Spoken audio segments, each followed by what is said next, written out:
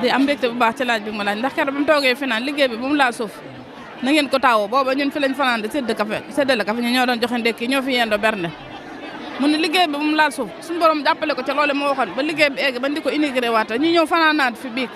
am naa ci yëg-yëg bu mag nag démb sax mën naa ne samay ronkoon sax tuuru na ndax sant sëñ Muntaxa rek xam ne sëñ Muntaxa dafa am ngërëmul yàlla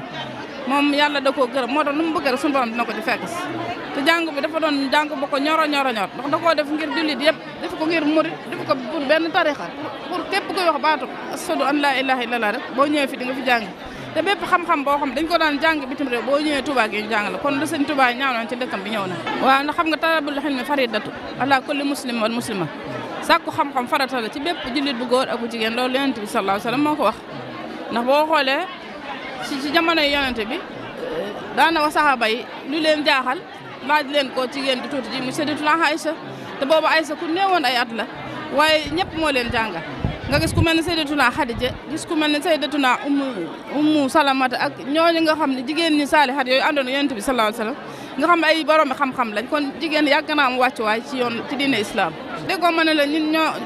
bañ koy teg xeer première pierre ba sëñ bi naan na liggéey bu mu laa suuf déggoo man ne keroog fi lañ fanaan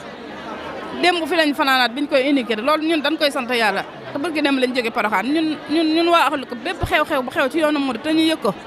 dinañ tàngal café def ko addi Serigne Touba